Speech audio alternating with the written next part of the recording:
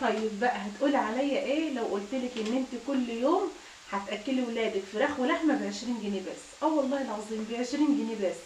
ايه يا ام زياد، ده انت كده بقى اتجنيتي ومحتاجه بقى تروحي مستشفى المناخولي. لا والله يا جماعه، ولا اتجننت ولا عايزه اخش مستشفى المخانوليا اللي انتوا بتقولوا عليه. طب ما تصبري بس لغايه اسمعي الفيديو لغايه الاخر، وانت تعرفي ان ام زياد بتجيب لك والله العظيم حاجات من بيتها، حاجات من جوه قلبها كده، يعني من جوه قلب بعصر وبجيب لك الحاجات اللي بقول لك عليها. لا حاجات متقلده ولا حاجات متشافه من اي حاجه. تعالوا كده اسمعوا الفكره لغايه اخر الفيديو واخر دقيقه فيه، وانت تعرفي ان ام زياد بتكلمك بكل صراحه. 600 جنيه هتملي البيت خير، ما هو كل يوم 20 جنيه ب 600 جنيه في الشهر. دلوقتي لو انا قلت لك هاتي 600 جنيه وتعالي نروح نجيب بهم فراخ ولحمه، لو رحتي الفراخ دلوقتي رفعت بقت ب 205، البانيه بقى ب 230 جنيه، اللحم كل حاجه رفعت. فعشان اقول لك هاتي 600 جنيه وتعالي اكلك بهم فراخ ولحمه كل يوم، والله العظيم ما هينفع. ال 600 جنيه مش هيجيبوا ولا 3 فرخات، تمام كده؟ ومش هيكملوا ال3 فرخات كمان.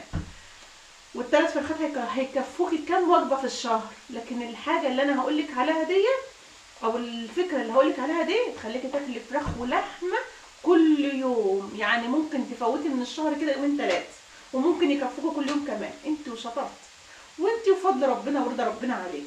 بصوا بقى، مالكوش دعوه بالدوشه اللي ورايا بالصوت اللي ورايا، انا دلوقتي بوضب فطار.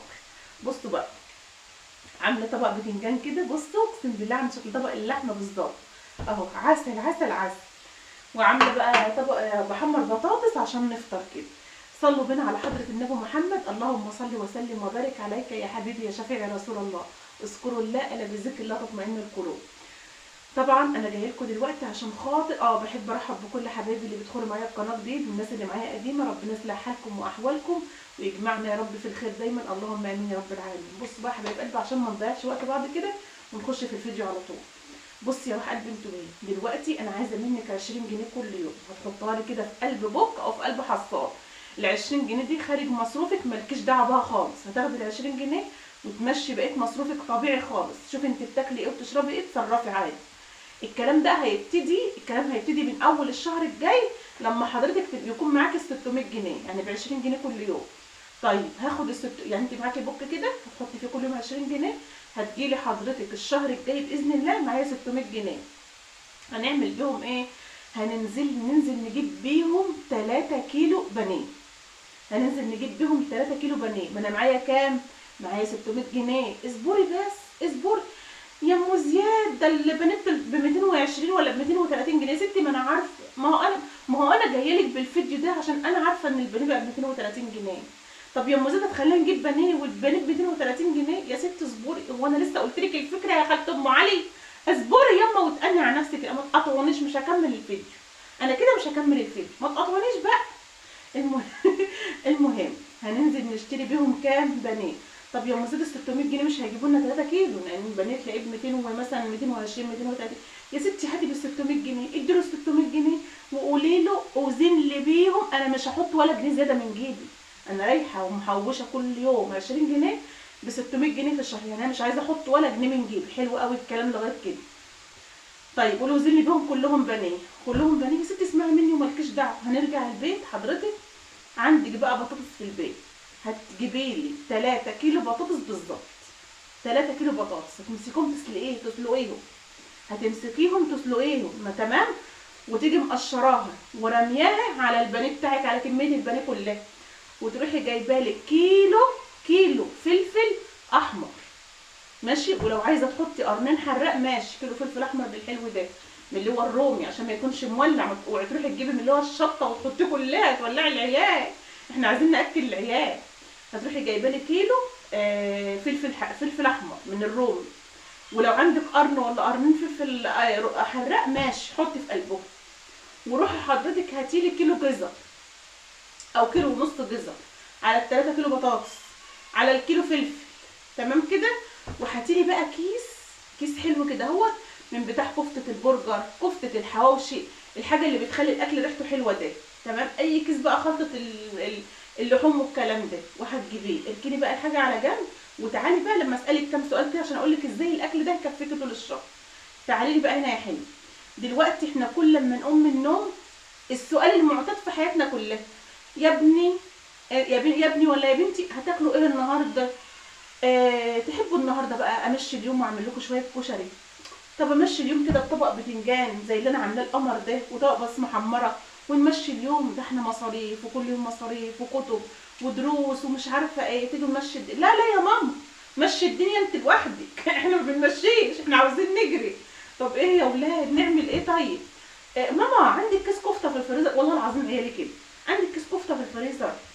طب يا ماما عندك كيس همبرجر، نمشي بيه الدنيا. هو كده فكرتهم ان انت كده بتمشي الدنيا، لكن انت بتمشي الدنيا بطبق بطاطس محمره، بطبق بتنجان، بطبق ملوخيه كده قرداحي من غير حاجه، حبه رز وجنبهم شويه اي حاجه، ده من غير لحمه ولا من غير جاموس ولا كمان، عشان نوفر ونمشي الدنيا.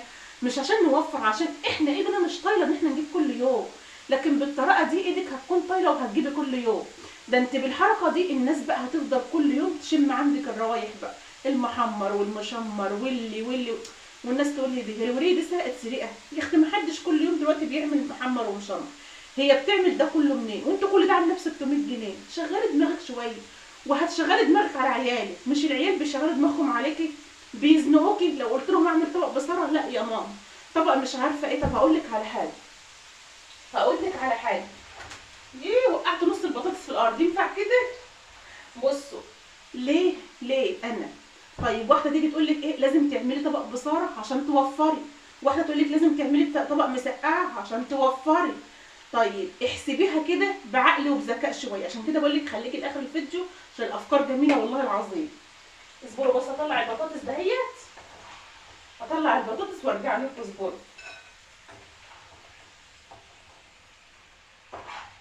دلوقتي لو جيتي تقولي لعيالك ااكلكوا ايه، هيقول لك لا اما لحمه لا اما فراخ لا اما سمك لا اما همبرجر لا اما كفته لا اما بانيه، الاكل المعتاد ده ماشي. ودايما تلاقي العيال بتحب الكفته والهمبرجر والكلام ده كله. طيب عشان حضرتك تروحي تجيبي كيس همبرجر جاهز ولا كيس كفته جاهز، اقسم بالله سعره معدي. طيب انا لاحق منين؟ قولوا لي كده انا لاحق نفسي منين على ده كله؟ مش هتلاحقي. لا بالفكره دي اقسم بالله. حاضر انا خلصت اهو. كل بصي كل الافكار اللي هقول لك عليها دي هتمشي بيها، وعيالك هيدعوا لك كمان، والله هيدعوا لك كمان.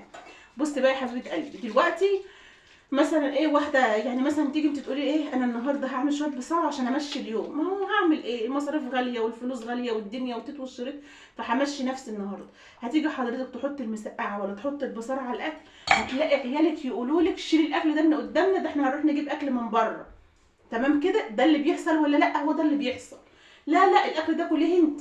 يبقى انت حضرتك عشان توفري انت بتخسري من يمه تانية، ان عيالك ما بياكلوش الاكل اللي انت بتعمليه وبيروحوا يشتروا اكل من بره. طب ما انا اشغل دماغي في الحته دي، طالما عيالي كل يوم عايزين اكل حلو والله هعمل لهم، اعمل لهم يا حبيبه قلبي اللي هم عاوزينه. طالما عيالك ما بياكلوش الاكل ده اعمل لهم اللي هم عاوزينه.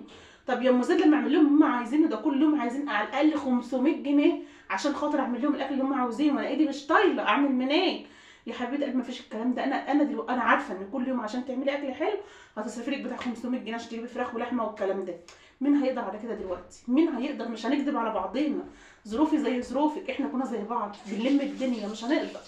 طب نعمل ايه؟ اشغل دماغي بقى، بدل ما اعمل لهم الاكل اللي على كيفي عشان اوفر وما ياكلوهوش وارميه، يبقى انا كده بخسر ال 50 جنيه اللي انا عملت بيها اكل حرش عشان اوفر، رميتها في الارض.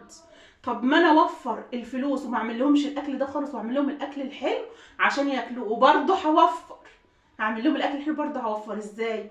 هتروح حضرتك تجيبي البانيه زي ما قلت لك والحبشتكنات اللي قلت لك عليها، هتمسكي كل البطاطس تسلقيها وتمسكي كل ده تفرميه في الكب.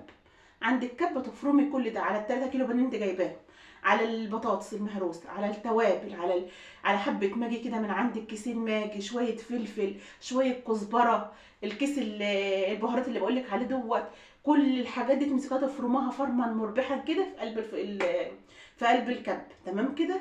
هتيجي حضرتك بقى وتروح حاطه عليهم شويه بقسماط او فيجيتار، شويه بقسماط او شويه ايه فيجيتار. تمام كده؟ وتروحي ماسكه الحاجات دي كلها مصبعاها بقى. عايزه تعملي كفته، عايزه تعملي همبرجر، تعمليها تمسكي كله تصبعيه، ماشي، تصبعي مدور وتصبعي كفته. بسم الله ما شاء الله، ال3 كيلو بانيه هيرموا معاكي حوالي 7 كيلو. ليه بقى؟ ما احنا حاطين عليهم 3 كيلو بطاطس او 6 كيلو، حاطين كيلو ونص جزر، حاطين كيلو فلفل، يا بسم الله ما شاء الله مستبعك، ده 8 كيلو. 8 كيلو معايا يكفوني طول الشهر. الكلام ده من الشهر الجاي، مش الشهر اللي هو ايه اللي احنا فيه ده، لان خلاص بقى انت كده ايه المصروف بتاعك خلاص.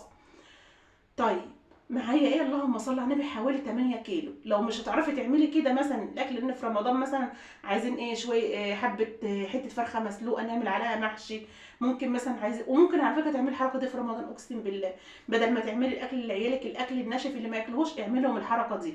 ولو عايزه مثلا تجيبي فرخه تعملي عليها شوربه ماشي، عايزه تروحي عند الجزار تجيبي منه مثلا شويه عظم تعملي عليهم شوربه ماشي، او الليه، عارفين الليه؟ تشتري ليه وتعملي عليهم شوربه، لو هتعملي محشي شويه ملوخيه. وعلى فكره ممكن تعمليهم بشوربه ماجي، وممكن تعملي المحشي وجنبه ايه كام صباع كفته من اللي انا هقول لك عليهم دول. هتمسكي بقى الكفته تمسكيها كلها تصبعيها، والبرجر تصبعيه كله، وتروحي حضرتك عندك العلب بقى اللي هي الفل ديت اللي بنحط فيها الاكل في الفريزر، وتروحي مقسمه بقى كل طبق في قلب نص كيلو، كل طبق في قلب نص كيلو. انت عارفه من 8 كيلو انت معاكي كام؟ بسم الله ما شاء الله، انت معاكي 16 وجبه. 16 وجبه من 600 جنيه، 16 وجبه يعني يوم ويوم. ما تنسيش بقى ان حضرتك ان انت في طول الشهر ده هتجيبي لك بتاع 4 مرات سمك، مره حتى في الاسبوع سمك، مره في الاسبوع سمك. يعني بسم الله ما شاء الله اهو.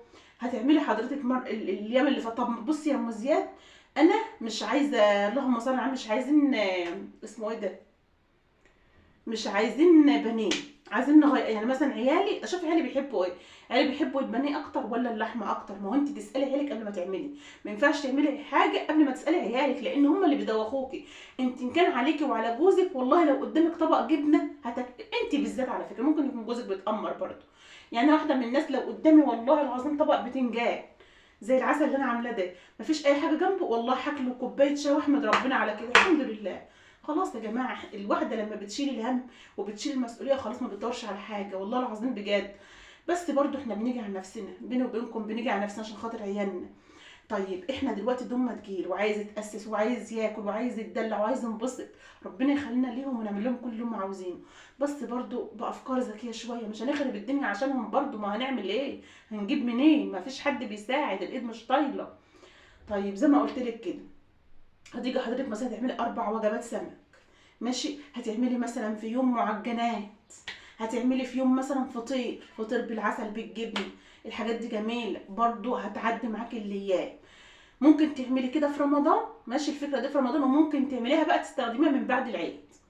يعني ب 600 جنيه عشان اقول لك دلوقتي هيعملوا ايه؟ مش هيعملوا حاجه، بس بالطريقه اللي انا بقول لك عليها دي والله هيعملوا.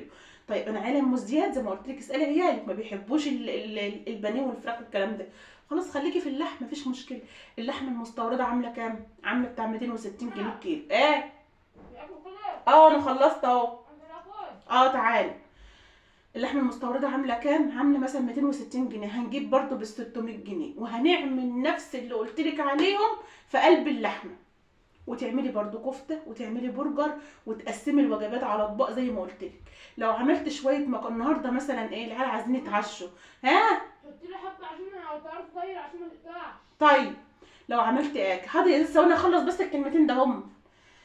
حضرتك مثلا لو جيتي ايه العيال عايزين يتعشوا بالليل وانتوا طول النهار مش فاضيه، يا دوبك فطرتوا ومش ما عملتيش اكل، في ثواني هطلع طبق كفته من اللي انا عاملاه في الفريزر، واجي عامله لهم شويه مكرونه، والعيال هياكلوا وهيفرحوا وهينبسطوا والله. وهعمل لهم اكل مطاعم كمان. زوقي الاكل وانت بتحطيه كده، خلي الاكل شكله حلو بطريقه، قدميه بطريقه كويسه لعيالك، والله عيالك هيحبوا الموضوع. ان لقيتي الموضوع جربتيه ومشي معاك ونفع معاك، وانا متاكده انه هيمشي معاك وهينفع معاكي، خلاص مشي على كده. ما ينفعش معاكي خلاص اعملي اللي انت عايزه تقولي، انا قلت لك اللي عندي وايه، وانت حره في واحده تيجي تانية تقولي ايه القرف ده، ايه التقشف ده، ايه النشفان ده. يا ستي انت مالك؟ انت معاكي مال قارون، روحي ولعي فيه، مالكيش دعوه بينا. انا بناشد اخوات، حلوه او بناشد دي، انا بناشد اخواتي وحبايبي واصحابي اللي ظروفهم بسيطه، اللي عليها ديون، اللي عليها جمعيه، اللي بتجهز بنتها، اللي عيالها يعني في الثانوي ومش قادره على مصاريفهم. هنعمل ايه؟ نموت نفسنا نروح نسرق؟ طيب نعمل ايه؟ ما هو احنا لازم نمشي الدنيا غلا من حوالينا، الدنيا مولعه، فاحنا لازم نشغل الجمجمه شويه. هي دي موجوده لايه يا جماعه؟ هي دي موجوده اكل واشرب وانام بس؟ ما ينفعش، لازم اشغل الجمجمه شويه. يا رب يكون الفيديو عجبكم النهارده، اشوفكم على خير، مع السلامه.